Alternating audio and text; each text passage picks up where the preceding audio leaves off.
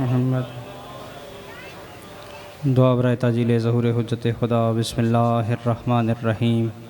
اللہم کل ولیک الحجت ابن الحسن صلواتک علیہ وعلی آبائہ فی ہذہ الساعۃ وفی کل ساعۃ من ساعات اللیل والنہار ولیا وحافظا وقائدا وناصرا ودلیلا وعینا حتی تسکنہ ارزقات وتمتعہ فیہا طویلا یا رب محمد وآل محمد۔ رب صلی علی محمد وآل محمد وعجل فرج آل محمد۔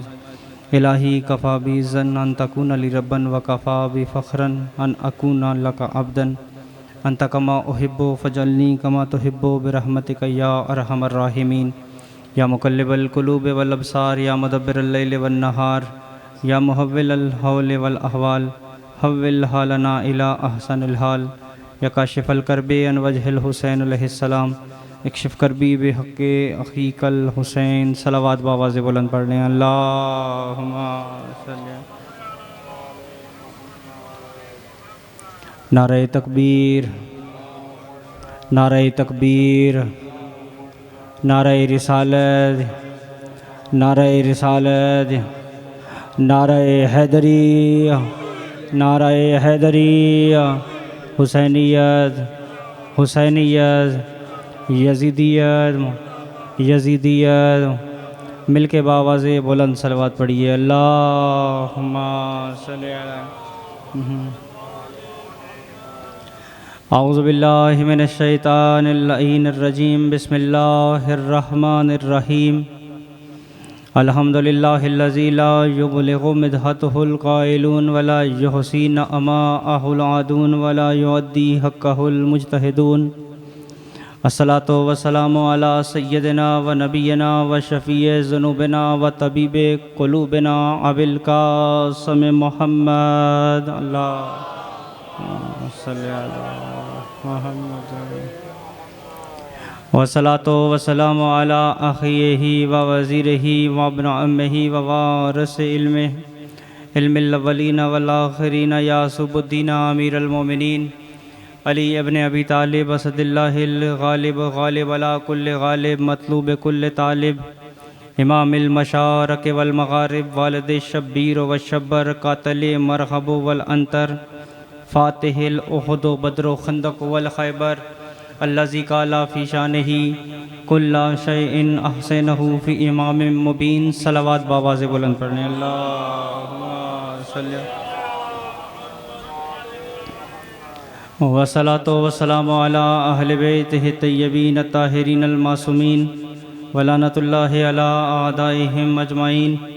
اما بعد فقد قال اللہ تبارک و تعالی فی محکم کتابہ المجید والفرقانہ الحمید وقولہ الحق۔ بسم اللہ الرحمن الرحیم۔ ذالک الذی یبشر اللہ عبادہ الذین آمنوا وعملوا الصالحات قل لا اسألکم علیہ اجرا الا المودۃ فی القربى۔ صلوات بآواز بلند۔ اللہم صلی علی محمد۔ سب سے پہلے دعا گو ہوں خالق کائنات آپ تمام عزاداران امام مظلوم کربلا کا آج کی اس پاکیزہ فرش عزائے مظلوم کربلا میں تشریف لانا آل محمد کا عظیم خالق و مالک اپنی بارگاہ میں منظور و مقبول فرمائے۔ جو نیک حاجات نیک خواہشات لے کر آپ مجلس سے اعضاء میں تشریف فرما ہیں خداوند کریم آپ کی تمام نیک حاجات کو پورا فرمائے۔ دعا گو ہوں خالق کائنات بانی صف اعضاء بزرگ عزادار بابا سید کرم حسین شاہ صاحب بابا سید لال حسین شاہ صاحب مالک ان کے درجات کو مزید بلند فرمائے، قرب ائمہ علیہم السلام میں جگہ عطا فرمائے۔ حاضرین کے جتنے مرحومین اس دنیا سے رخصت ہو گئے مالک سب کے درجات کو آخرت میں بلند فرمائے۔ جملہ مومنین و مومنات جو مریض ہیں انہیں شفاء کاملہ و عاجلہ عطا فرمائے۔ بالخصوص ناصر بنگش صاحب علیل ہیں مالک انہیں شفاء کاملہ و عاجلہ عطا فرمائے۔ جو مومنین مقروض ہیں ان کی غیب سے امداد فرمائے۔ کائنات کے حقیقی وارث مشن عزاداری کے حقیقی وارث امام زمانہ کا جلد از جلد ظہور فرمائے۔ ہم سب کو امام کے خادموں میں شمار فرمائے۔ دعاؤں کی قبولیت کے لیے بلند تر صلوات پڑھیے۔ اللہم صلی علی محمد۔ سامعین گرامی قدر، میرے انتہائی واجب الاحترام سادات و مومنین، عشرہ محرم کی یہ مجالس کا سلسلہ جاری ہے اور آج اس سلسلے کی چوتھی مجلس ہے، اور اس عشرہ محرم میں جس آیہ مبارکہ کو میں نے موضوع کلام کے طور پر جس کا انتخاب کیا وہ سورہ مبارکہ شورا کی آیت نمبر 23، جس میں اللہ رب العزت ارشاد فرما رہا ہے ذالک الذی یبشر اللہ، کہ یہ وہ خوشخبری ہے جو اللہ کی جانب سے دی جا رہی ہے، اور خوشخبری ہے کس کے لیے؟ عبادہ الذین آمنوا وعملوا الصالحات، کہ یہ خوشخبری سب کے لیے نہیں ہے، یہ خوشخبری عوام الناس کے لیے نہیں ہے، یہ خوشخبری ہر قسم کے لوگوں کے لیے نہیں ہے، بلکہ اس خوشخبری میں تخصیص کر دی گئی ہے کہ خوشخبری ان کے لیے ہے عبادہ الذین آمنوا، ایک ان کے لیے خوشخبری ہے جو کہ صاحب ایمان ہیں، خوشخبری ان کے لیے ہے جو کہ صاحب ایمان ہیں، اور دوسری شرط بتا دی خوشخبری کس کے لیے ہے وعاملوا الصالحات، اور دوسری خوشخبری یہ ان لوگوں کے لیے ہے جو کہ عمل صالح بجا لاتے ہیں، جو کہ نیک اعمال بجا لاتے ہیں۔ یعنی پہلے ہی آیت کے آغاز میں اللہ نے تخصیص کر دی کہ یہ خوشخبری ہر کسی کے لیے نہیں ہے، یہ خوشخبری صاحب ایمان کے لیے ہے، یا یہ خوشخبری ان کے لیے ہے جو کہ عمل صالح بجا لاتے ہیں۔ تو عزیزان گرامی قدر، صاحب ایمان وہی ہو سکتا ہے جو کہ کل ایمان کا ماننے والا ہو، یا صاحب ایمان یقیناً وہی ہوگا جو کہ کل ایمان کا ماننے والا ہو۔ تو آج کی مجلس میں بتا دوں کل ایمان ہے کون؟ آپ سب جانتے ہیں، بچہ بچہ جانتا ہے، لیکن یہ جاننا بھی ضروری ہے کہ رسول نے علی کو کب کل ایمان کہا؟ رسول نے علی کو کل ایمان کب کہا؟ جنگ خندق کے موقع پر رسول خدا کے خیمے میں عمر ابن عبد ود نے نیزہ مارا، گستاخی کی، بہت بڑا گستاخ رسول ہے، پہلی گستاخی کر رہا ہے، رسول خدا کے خیمے پر اس نے نیزہ مارا۔ اب جیسے ہی اس نے نیزہ جناب رسول خدا کے خیمے پر مارا تو رسول خدا نے ایک اوپن آفر کرائی کہ تم میں سے کون ہے جو اس کتے کی زبان بند کرائے؟ اب اس نے چیلنج کیا کیا، عمر ابن عبد ود نے ایک بات کہی، اس نے کہا کہ اے مسلمانوں، تمہارا یہ عقیدہ ہے کہ جو کوئی جنگ میں آتا ہے، جنگ کرتے ہوئے اگر وہ مارا جائے تو اسے شہید کہتے ہیں، اگر جنگ میں مرتے ہوئے، جنگ کرتے ہوئے وہ شہید ہو جائے، مارا جائے تو وہ شہید ہے۔ اور تمہارا دوسرا عقیدہ یہ ہے کہ اگر کوئی جنگ میں آئے، جنگ کرتا ہوا واپس چلا جائے تو اسے غازی کہتے ہیں، یعنی جو مر گیا وہ شہید ہے، جو واپس پلٹ گیا اسے غازی کہتے ہیں۔ عمر ابن عبد ود دیکھ کر کہتا ہے کہ میں جانتا ہوں جو شہید ہے وہ بھی جنتی ہے، جو غازی ہے وہ بھی جنتی ہے۔ عمر ابن عبد ود تلوار لہرا کر کہتا ہے مسلمانوں، تمہاری جنت میری تلوار کی نوک پر ہے، اے مسلمانوں تمہاری جنت میری تلوار کی نوک پر ہے۔ جیسے ہی اس نے یہ آفر کی، رسول خدا نے کہا کہ تم میں سے کون اپنے صحابیوں کو مخاطب کر کے کہا، میں کل بھی ریکویسٹ کر چکا ہوں، میرے ٹائم پہ ایکو کم کر دیا کریں، میں کوئی قصیدے والا ذاکر نہیں ہوں، بار بار بات گونجتی ہے، صلوات مل کے بآواز بلند پڑھ لیں، اللہ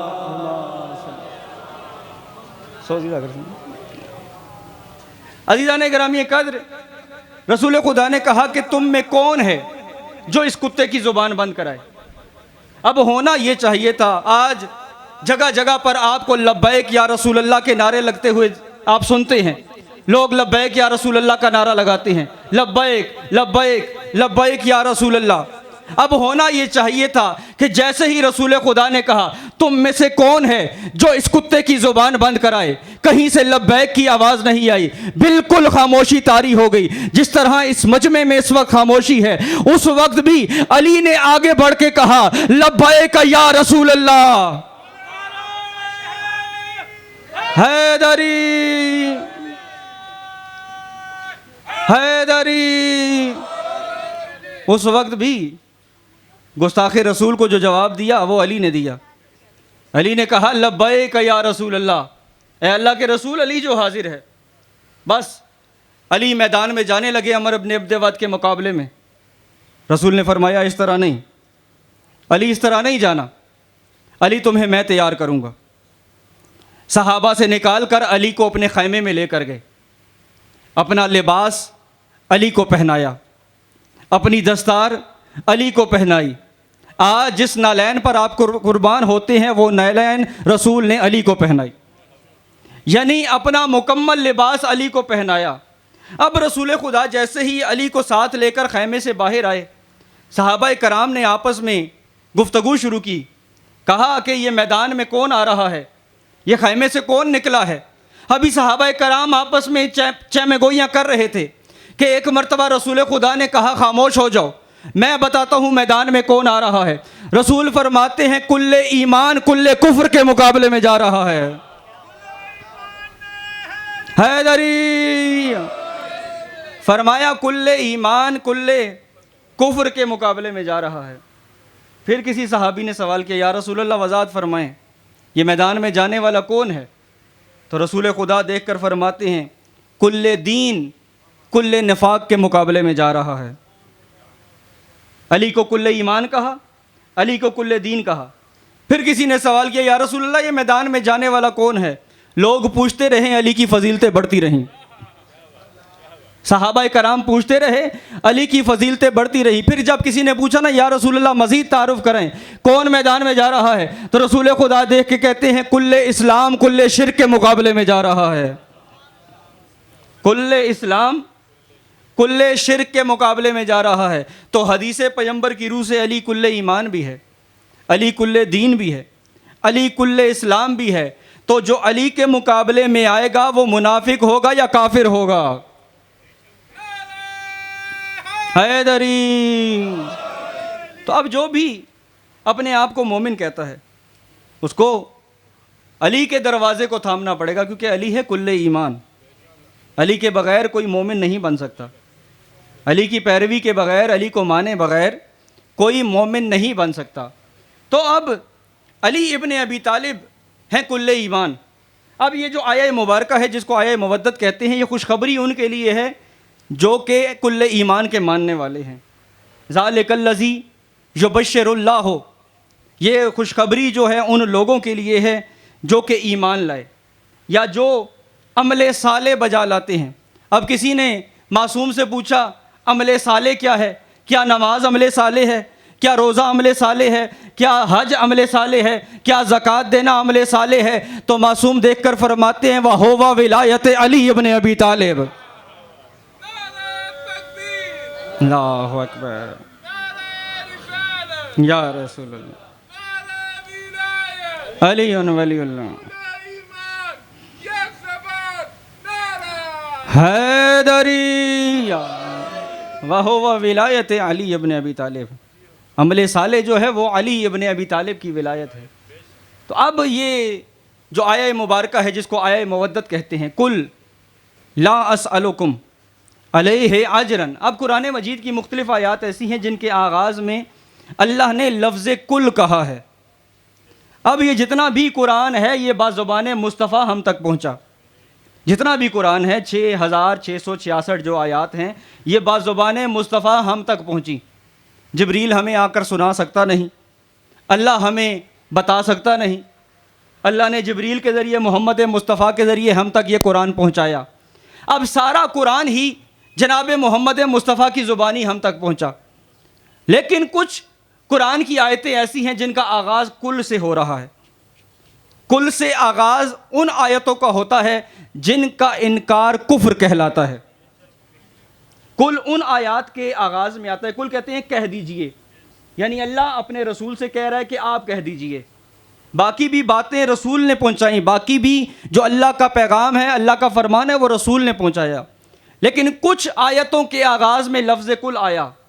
لفظ کل وہاں پر آیا جہاں پر اس بات کا انکار کفر کا سبب بنتا ہے۔ مثال سے سمجھا دوں، قل هو اللہ احد، ان سے کہہ دیجئے کہ اللہ ایک ہے۔ اب جو اللہ کو ایک نہیں مانے گا وہ کافر کہلائے گا، جو اللہ کو ایک نہیں مانے گا وہ کافر کہلائے گا۔ یعنی ایسی آیتیں جن کا انکار کفر ہو ان کے آغاز میں اللہ کل لگا دیتا ہے، کل اے نبی آپ کہہ دیجئے۔ تو اس آیت کے شروع میں بھی لفظ کل کا آنا اس بات کی دلیل ہے جو اس آیت پر عمل نہیں کرے گا، یعنی جو اجر رسالت ادا نہیں کرے گا، حقیقت میں وہی کافر ہوگا۔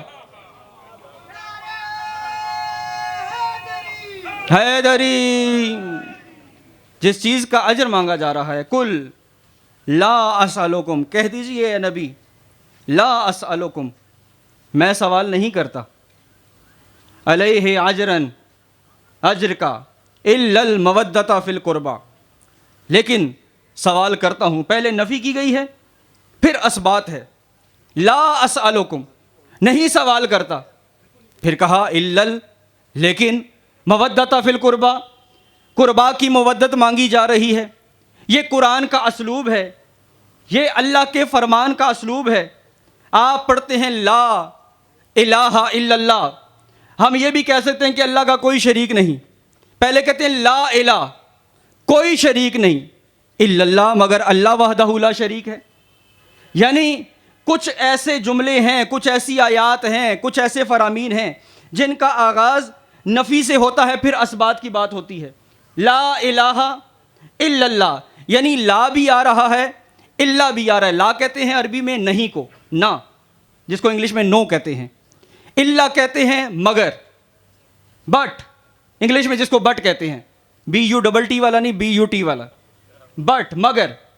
اب کہا جا رہا ہے لا اسألکم، میں سوال نہیں کرتا، علیہ اجرن الا المودۃ فی القربى، میں سوال نہیں کرتا، یعنی اس کا مطلب ہے یہ نبی سوال نہیں کر رہے، یہ اللہ کا حکم ہے جو سوال کیا جا رہا ہے، یہ اللہ کے حکم کی فرما برداری کی جا رہی ہے۔ اب میں نے کہا کہ لا الہ الا اللہ، یہاں پر بھی لا آ گیا، الا آ گیا۔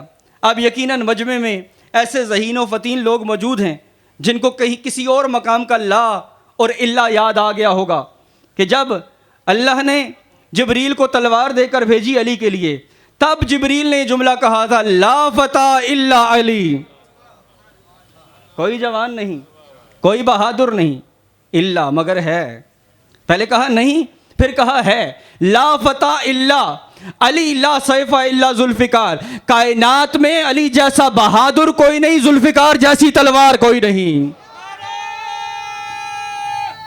حیدری، کائنات میں علی جیسا بہادر کوئی نہیں۔ اور فخر کیا کیجیے اپنے اوپر کہ ہم اس علی کے ماننے والے ہیں جس علی سے بڑا کائنات میں بہادر کوئی نہیں۔ اس سے بڑی ہمارے لیے فخر و مباحات کی بات کیا ہوگی کہ ہم اس امام کے پیروکار ہیں جس کا نام ہم میدان میں بھی لے سکتے ہیں، جس کا نام ہم ہر فورم پر لے سکتے ہیں۔ علی جیسا بہادر کوئی نہیں، اور علی صرف بہادر ہی نہیں، علی کوئی جنگجو تو ہے نہیں، لیکن علی بہادر ہے، علی شجاع ہے، علی کو تمام جنگوں پہ دسترس حاصل ہے، تمام ہتھیاروں پہ دسترس حاصل ہے، چاہے وہ احد کی جنگ ہو، چاہے بدر کی جنگ ہو، چاہے خیبر کی جنگ ہو، چاہے خندق کی جنگ ہو، جہاں پر بھی جنگ ہوگی علی فاتح نظر آئیں گے، کیونکہ علی سے بہادر بڑا کوئی ہے ہی نہیں۔ صرف علی بہادر ہی نہیں، علی سے بڑا کوئی عالم بھی نہیں، علی صرف بہادر ہی نہیں، علی عالم بھی ہے۔ عالم کتنا بڑا ہے؟ رسول سے پوچھتے ہیں یا رسول اللہ علی کے پاس کتنا علم ہے؟ رسول فرمائیں گے انا مدینۃ العلم و علی بابھا، کہ میرے پاس جتنا علم ہے نا، اگر اس تک پہنچنا چاہتے ہو تو جس دروازے سے گزر کر میرے پاس آؤ گے اسے علی ابن ابی طالب کہتے ہیں۔ جو باب مدینۃ العلم ہے وہ ہے علی ابن ابی طالب۔ بس آیت کو مزید آگے بڑھائیں، بھائی تشریف فرما ہیں، ذاکر صاحب انشاءاللہ پہنچ رہے ہیں۔ فرمایا الا المودۃ فی القربى، کہ چاہیے جو چیز وہ اقربا کی مودت۔ اب عزیزان گرامی قدر، رسول کس چیز کا اجر مانگ رہے ہیں، اس پر بحث کرنی ضروری ہے کہ رسول کس چیز کا صلہ مانگ رہے ہیں، کس چیز کی اجرت مانگ رہے ہیں۔ کیا رسول رسالت کی اجرت مانگ رہے ہیں؟ کیا رسول نبوت کی اجرت مانگ رہے ہیں؟ نہیں، رسول رسالت کی اجرت نہیں مانگ سکتے، رسول نبوت کی اجرت نہیں مانگ سکتے، کیونکہ رسول کو ہم نے رسول نہیں بنایا بلکہ اللہ نے رسول بنایا ہے۔ رسول کو اللہ نے رسول بنایا ہے، رسول کو نبی ہم نے بنایا ہے؟ ہم میں سے کسی نے بنایا ہے؟ مخلوق میں سے کسی نے نبی بنایا ہے؟ نہیں۔ جتنے بھی انبیاء آئے، جتنے بھی رسول آئے، جتنے بھی اولی العزم رسول آئے، ان کو کسی پبلک نے منتخب نہیں کیا، ان کو کسی پبلک نے اپوائنٹ نہیں کیا، بلکہ اللہ نے ان کو نبی بنا کر بھیجا۔ اللہ نے ان کو رسول بنا کر بھیجا، اماموں کو بھی اللہ نے امام بنا کر بھیجا، تو لہٰذا نبی کی اجرت جو ہے وہی ادا کرے جس نے اسے نبی بنا کر بھیجا ہے۔ نبی کی اجرت، نبوت کی اجرت وہی دے گا جس نے اسے نبی بنا کر بھیجا ہے۔ عزیزان گرامی قدر، یہ آپ ضلع راولپنڈی میں موجود ہیں، یہاں پر مختلف ایڈمنسٹریشن کے لوگ موجود ہیں، ڈپٹی کمشنر ہے، سی پی او ہے، آر پی او ہے، ڈی پی او ہے، یہ جتنے عہدیدار ہیں، اگر یہ 1 مہینے بعد آپ کے پاس آئیں کہ ہم نے آپ کی خدمت کی ہے، ہم آپ کے ضلع میں اپوائنٹ ہوئے، لہٰذا ہمیں تنخواہ دیجیے، آپ کہیں گے بندہ خدا، ہم نے آپ کو یہاں پر ڈی پی او لگایا ہے، ہم نے آپ کو یہاں پر ڈی سی لگایا ہے، جس نے لگایا ہے اس سے جا کر اپنی تنخواہ مانگو۔ تو لہٰذا وہ اپنے متعلقہ ادارے کے پاس جائے گا، وہاں سے تنخواہ مانگے گا۔ اسی طرح یہ رسول رسالت کا اجر نہیں مانگ رہے، رسول نبوت کا اجر نہیں مانگ رہے، رسول کس چیز کا پھر اجر مانگ رہے ہیں؟ سوال یہ پیدا ہوتا ہے کیونکہ رسالت کا اجر اللہ نے عطا کرنا ہے، قرآن میں موجود ہے ان اجری من اللہ، کہ میرا جو اجر ہے وہ اللہ دے گا۔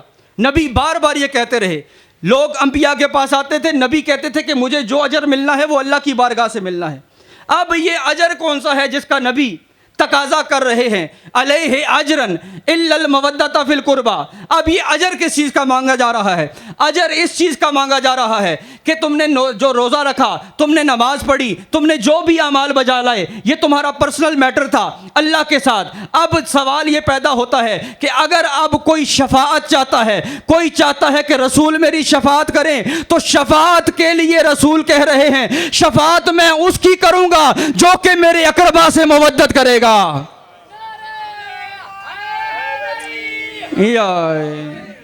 شفاعت میں اس کی کروں گا، نبی سفارش نہیں کریں گے، نبی شفاعت کریں گے۔ کہا کہ شفاعت میں اس کی کروں گا جو میرے اقربا سے مودت کرے گا۔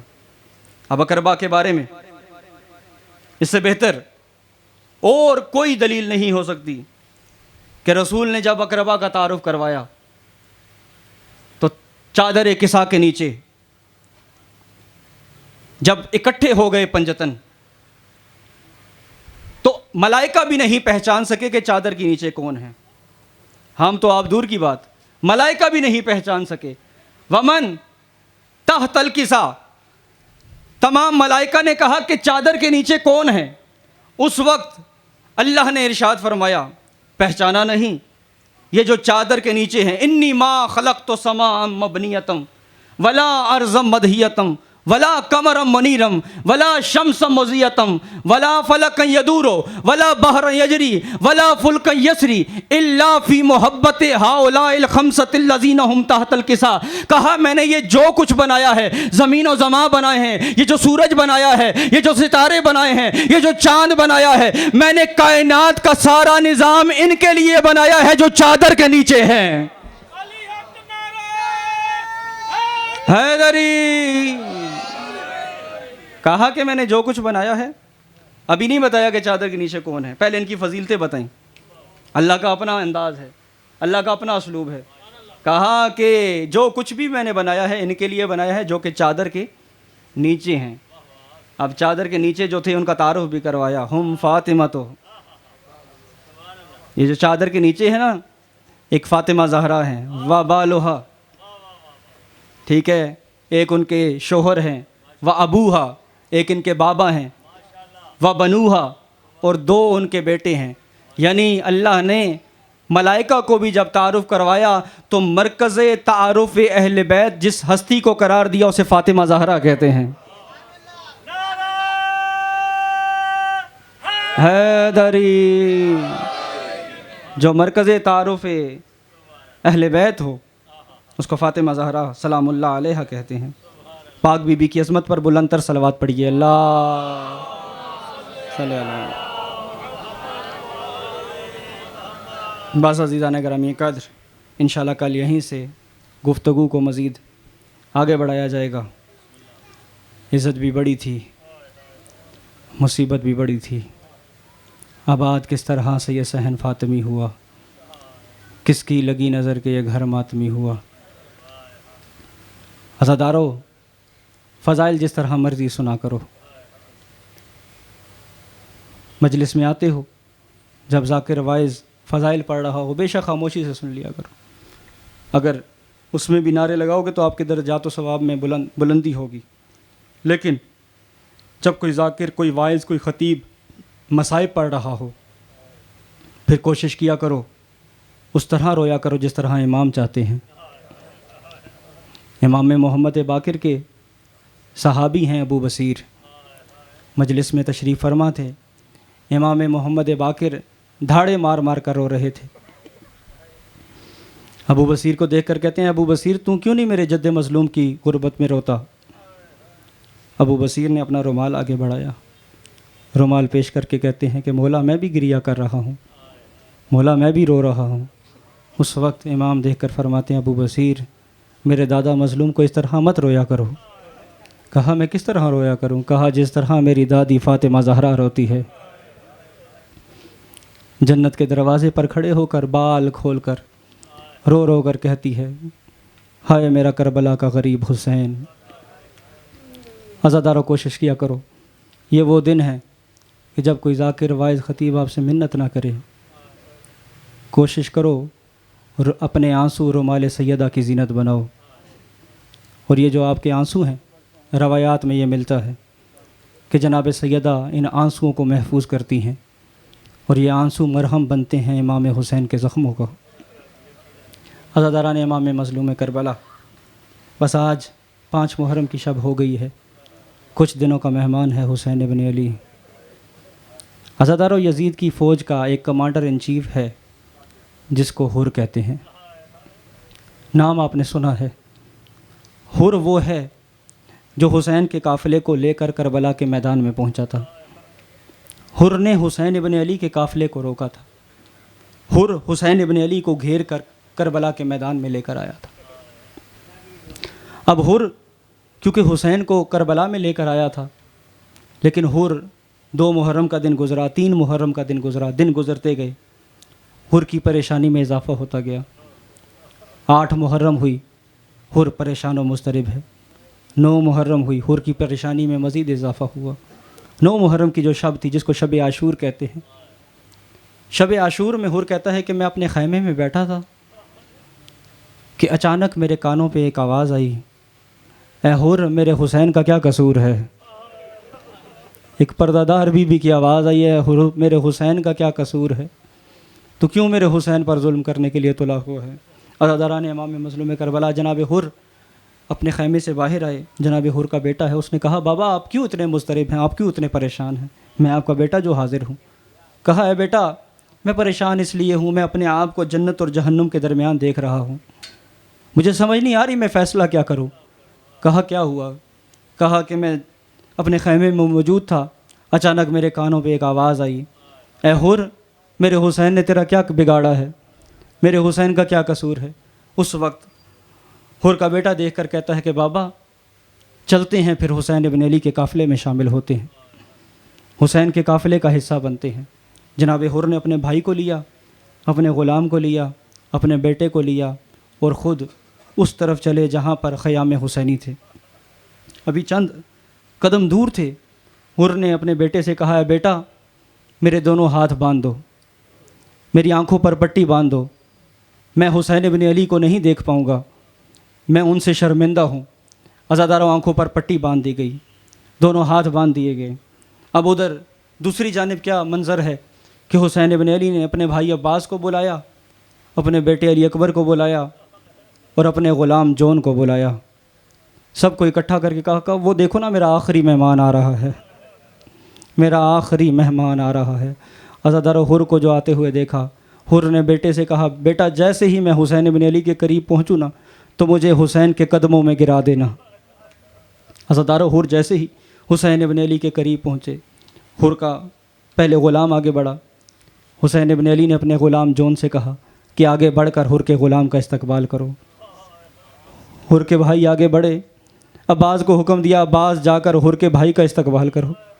حر کا بیٹا جو آگے آیا، علی اکبر کو کہا علی اکبر آگے بڑھ کے حر کے بیٹے کا استقبال کرو.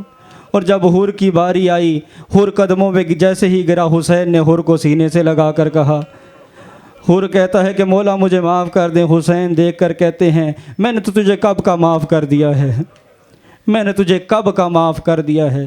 عزادارو حر دیکھ کر کہتے ہیں مولا جب میں نے آپ کا راستہ روکا تھا نا، اس وقت خیموں میں کچھ بیویوں کی رونے کی آواز آئی تھی۔ اس وقت آپ کے خیموں میں آپ کے جو محملوں پر بیویاں سوار تھیں ان کے رونے کی آواز آئی تھی۔ اے مولا میں چاہتا ہوں میں آپ کی بہن زینب سے بھی معافی مانگوں، میں حر بڑا گناہگار ہوں، میں بڑا خطا کار ہوں، میں علی کی بیٹی سے بھی معافی مانگنا چاہتا ہوں۔ عزادارو حسین حر کو لے کر اس خیمے کے باہر آئے جہاں پر عالیہ کا خیمہ تھا، پردے کے اندر ہے عالیہ، پردے کے باہر ہے حر۔ اس وقت حسین دیکھ کر کہتے ہیں حر پردے کے اندر میری بہن موجود ہے، تم نے معافی مانگنی ہے تو مانگ لو۔ حر دیکھ کر کہتا ہے بی بی میں بڑا خطا کار ہوں، لیکن اس امید پر آیا ہوں آپ کریم ابن کریم کی بیٹی ہیں، آپ میری خطا کو ضرور معاف کریں گی۔ عزادارو کریم کی جو بیٹی تھی نا زینب نے یہ نہیں کہا ہے حر میں نے تجھے معاف کر دیا، زینب نے ایک ہی جملہ کہا اے حر بھیا مجھے شرمندہ کیوں کرتے ہو، اے حر بھیا مجھے شرمندہ کیوں کرتے ہو، ہم نے تو تجھے کب کا معاف کر دیا۔ عزاداران امام مظلوم کربلا بس آخری جملہ، حر نے کہا کہ مولا میں سب سے پہلے اپنے بیٹے کو بھیجنا چاہتا ہوں۔ عزادارو حر کا بیٹا تیار ہوا، گھوڑے پر سوار ہوا، فوج اشکیا سے جنگ کرتا کرتا حر کا بیٹا گر گیا۔ حر کے بیٹے کا گرنا تھا، ایک مرتبہ آواز دے کر کہتا ہے بابا میں گھوڑے سے گر گیا ہوں، بابا میں گھوڑے سے گر گیا ہوں۔ عزادارو جیسے ہی حر کے بیٹے نے کہا نا میں گھوڑے سے گر گیا ہوں، اب حر اللہ جانے کس طرح بیٹے کے لاشے پر پہنچے، لیکن جناب حر کہتے ہیں کہ میں ابھی اپنے بیٹے کے لاشے پہ نہیں پہنچا تھا، میں نے کیا دیکھا ایک شخص پہلے سے، ایک ضعیف پہلے سے میرے بیٹے کے لاش پر موجود تھا۔ میں نے کہا اے ضعیف تو کون ہے، تو میرے بیٹے کے لاشے پر کیا کر رہا ہے، یہ تو میرا بیٹا ہے۔ حسین دیکھ کر کہتے ہیں حر مجھے پہچانو میں حسین ہوں، میں تیرے بیٹے کے لاشے پر آ گیا ہوں۔ اے حر ابھی تو نیا آیا ہے نا میرے نانا کی شریعت میں، تجھے نہیں پتا، تجھے نہیں معلوم، میرے نانا کی شریعت اجازت نہیں دیتی کہ کوئی بوڑھا باپ اپنے جوان بیٹے کے لاشے کو اٹھائے۔ عزاداروں میں کہتا ہوں اس وقت حر کی لاش تڑپ گئی ہوگی جب حسین علی اکبر کا لاشا اٹھا کر اللہ لعنت اللہ علی القوم الظالمین وسیعلم الذین ظلموا یوم القیامۃ۔